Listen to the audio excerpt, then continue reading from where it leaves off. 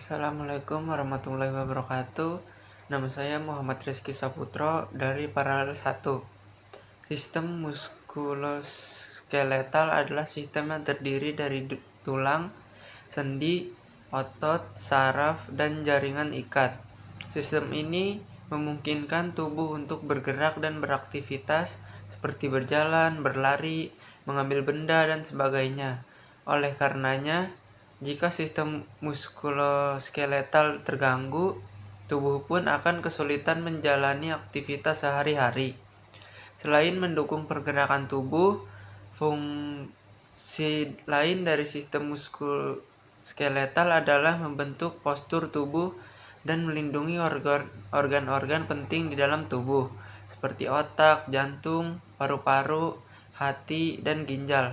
Apa saja yang termasuk ke dalam sistem muskuloskeletal? Pertama itu ada tulang.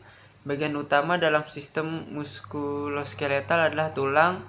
Tulang berfungsi untuk menyangga dan membentuk postur tubuh, mendukung gerakan tubuh, melindungi organ-organ penting, serta menyimpan kalsium, mineral, dan fosfor. Tubuh manusia dewasa memiliki sebanyak 206 tulang yang terdiri dari lapisan luar atau periosteum dan korteks dan dalam medula. Karakteristik lapisan luar tulang adalah bertekstur keras dan tersusun atas kolagen, protein, dan macam-macam mineral termasuk kalsium. Sementara itu, tekstur bagian dalam tulang lebih lembut dan berisi sumsum tulang, yakni tempat di mana sel darah merah atau eritrosit, sel darah putih atau leukosit, dan keping darah atau trombosit diproduksi. Yang kedua ada otot. Jika jenis otot termasuk dalam bagian sistem muskuloskeletal adalah otot jantung adalah jenis otot yang bekerja secara otonomis untuk memompa darah ke seluruh tubuh. Otot polos adalah otot yang dapat ditemukan pada organ-organ tubuh, seperti pembuluh darah dan saluran cerna. Jenis otot ini juga bekerja secara otomatis di bawah kendali sistem saraf otonom. Otot rangka adalah jenis otot yang melekat pada tulang dan sendi. Otot ini dapat berkontraksi dan meregang ketika tubuh bergerak, misalnya menggenggam benda. Yang ketiga ada sendi. Sendi adalah bagian yang menghubungkan dua tulang. Beberapa sendi bisa digerakkan seperti sendi-sendi tulang belakang, sendi pergelangan tangan dan kaki, sendi lutut, sendi jari tangan, dan lain-lain sendi yang tidak bisa digerakkan sama sekali atau sendi mati. Kedua, sistem saraf manusia memiliki cara kerja yang amat kompleks untuk mengkontrol keseluruhan fungsi tubuh. Proses ini melibatkan berbagai jenis sel saraf, zat kimia, otak, dan sumsum tulang. Sistem saraf manusia berperan dalam mengontrol seluruh fungsi tubuh. Bagian ini membantu tubuh untuk berinteraksi dengan lingkungan di sekitarnya.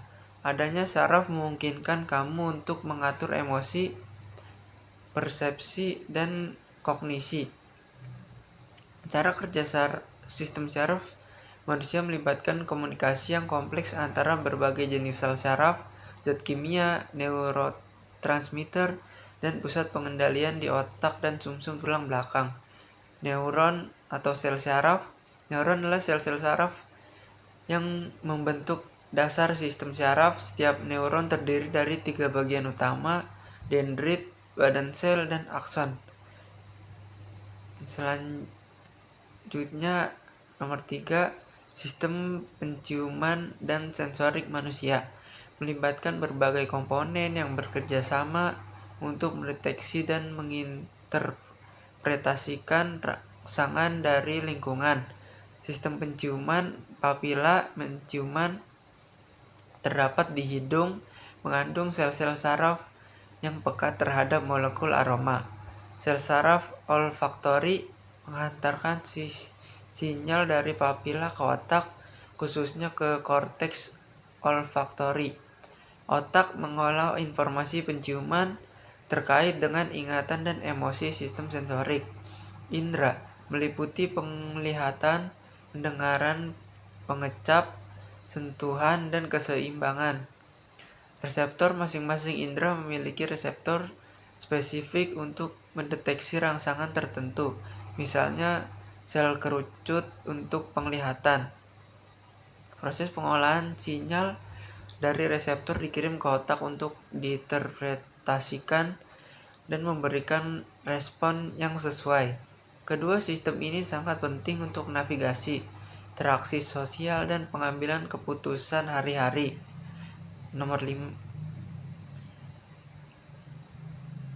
4, sistem kardiovaskular atau sistem peredaran darah adalah sistem organ yang berfungsi untuk mengalirkan darah, oksigen, dan nutrisi ke seluruh tubuh.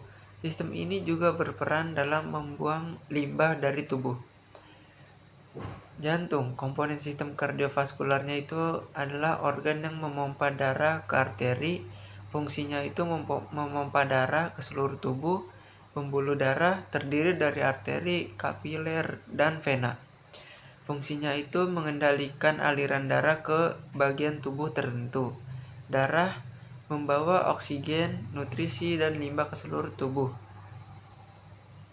Sistem kardiovaskular juga membantu menjaga homeostasis tubuh, yaitu stabilisasi suhu dan pH tubuh.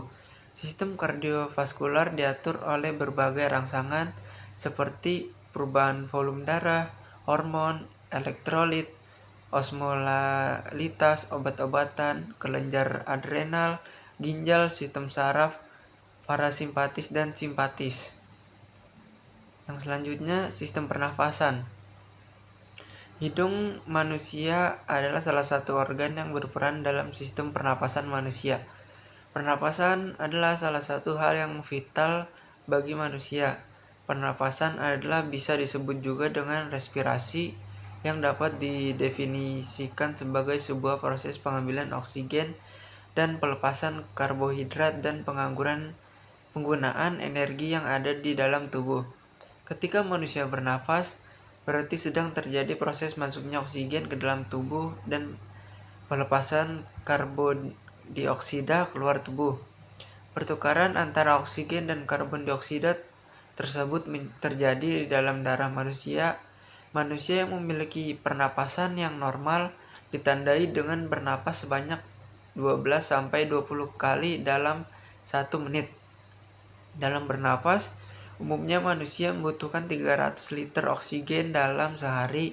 Jika seseorang sedang mengerjakan pekerjaan berat seperti olahraga, maka kebutuhan oksigennya menjadi bertambah berkali-kali lipat. Jumlah oksigen yang diambil ini tergantung dari jenis aktivitas yang dilakukan, ukuran tubuh, dan jenis makanan yang dikonsumsi. Umumnya, organ-organ yang melakukan aktivitas berat akan mengambil oksigen lebih banyak dibanding orang yang melakukan aktivitas ringan. Orang yang memiliki tubuh yang lebih besar juga membutuhkan oksigen yang lebih banyak. Selain itu, orang yang sering mengonsumsi daging-dagingan akan membutuhkan lebih banyak oksigen dibanding orang yang lebih sering mengonsumsi sayur-sayuran atau vegetarian. Manusia bisa melakukan 2 cara pernapasan, yaitu menggunakan pernapasan dada dan pernapasan perut.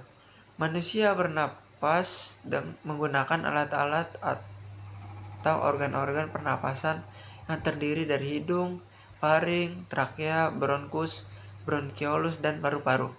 Yang selanjutnya adalah sistem pencernaan. Adalah rangkaian organ dan proses yang bertugas untuk memecah makanan menjadi nutrisi yang dapat diserap oleh tubuh.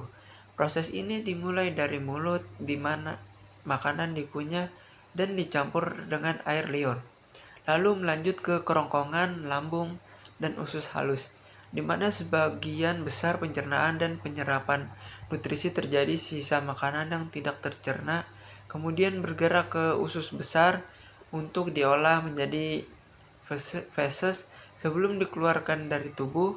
Sistem ini berfungsi untuk menyediakan energi dan bahan baku bagi pertumbuhan dan pemeliharaan sel-sel tubuh. Sistem endokrin adalah sistem yang terdiri dari kelenjar yang memproduksi hormon. Zat kimia yang membawa pesan dari satu kelompok ke kelompok sel lainnya. Hormon ini beredar dalam aliran darah dan memengaruhi hampir setiap organ, sel, dan fungsi tubuh. Sistem endokrin bekerja sama dengan sistem saraf untuk mempertahankan homeostasis. Sistem saraf bekerja melalui neurotransmitter, sedangkan sistem endokrin bekerja melalui hormon. Beberapa kelenjar yang termasuk dalam sistem endokrin diantaranya hipotalamus, hipofisis, pankreas, adrenal, tiroid, paratiroid, ovarium, testis, timus. Gangguan sistem endokrin bisa terjadi karena kelenjar memproduksi hormon terlalu banyak atau terlalu sedikit, yang termasuk ketidakseimbangan hormon. Gangguan lainnya bisa terjadi karena perkembangan lesi dan sistem endokrin. Beberapa masalah yang mungkin terjadi jika sistem endokrin tidak sehat, diantaranya masalah perkembangan selama masa pubertas atau kehamilan, maka bertambah berat badan, tulang yang lemah, kekurangan energi. Yang selanjutnya, sistem genetik dan imun saling berkaitan, di mana gen memengaruhi cara kerja sistem imun, dan variasi genetik dapat menyebabkan kerentanan terhadap penyakit. Gen memengaruhi sistem imun yang merupakan unsur pembentuk pertumbuhan dan perkembangan manusia, termasuk sistem imun. Gen memengaruhi cara sistem imun merespon ancaman seperti penyakit menular. Variasi genetik memengaruhi sistem imun. Penelitian menunjukkan bahwa variasi genetik memengaruhi respons sistem imun terhadap stimulus kekebalan. Variasi genetik ini menyebabkan kerentanan terhadap penyakit menular dan autoimunitas. Gangguan imunodefisiensi primer. Gangguan imunodefisiensi primer adalah gangguan kekebalan tubuh yang muncul sejak lahir dan sering diwariskan. Imunogenetika. Imunogenetika adalah studi tentang aktivitas imun di seluruh genom, termasuk respon imun yang berubah. Imunogenetika dapat membantu mengidentifikasi faktor risiko dan varian yang terkait dengan kerentanan penyakit. Selain genetik, gaya hidup dan lingkungan juga memainkan peran penting dalam cara kerja sistem imun. Yang selanjutnya, sistem reproduksi adalah kumpulan organ dan struktur dalam tubuh yang bekerja sama untuk menghasilkan keturunan. Sistem reproduksi terdiri dari organ internal dan eksternal, serta zat non-hidup seperti cairan, hormon, dan feronom. Sistem reproduksi pria dan wanita memiliki fungsi yang berbeda, namun saling melengkapi dalam reproduksi fungsi. Sistem reproduksi pria berfungsi untuk memproduksi, menyimpan, dan menyalurkan sperma. Organ-organ yang termasuk dalam sistem reproduksi pria antara lain penis yang terdiri dari pangkal, batang, dan kepala.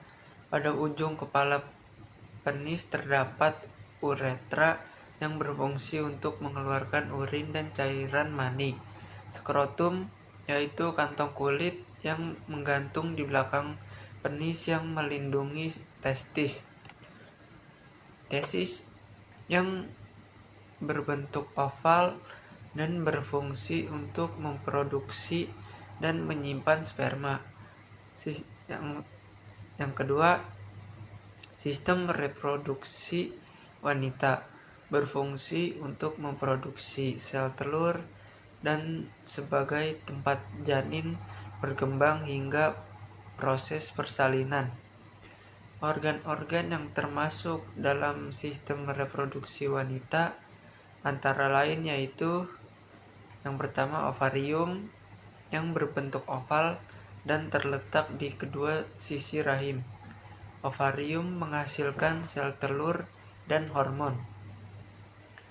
Tuba Fallopi yaitu sepasang saluran yang menghubungkan ovarium dengan rahim. Tuba Fallopi berfungsi untuk membawa sel telur dari ovarium ke rahim, serta sebagai tempat terjadinya pembuahan. Rahim yang berbentuk seperti buah pir dan berfungsi untuk menampung janin selama kehamilan. Vagina yang dilapisi dengan selaput lendir untuk menjaga kelembapannya. Vagina dapat melebar saat melahirkan dan menyusut kembali.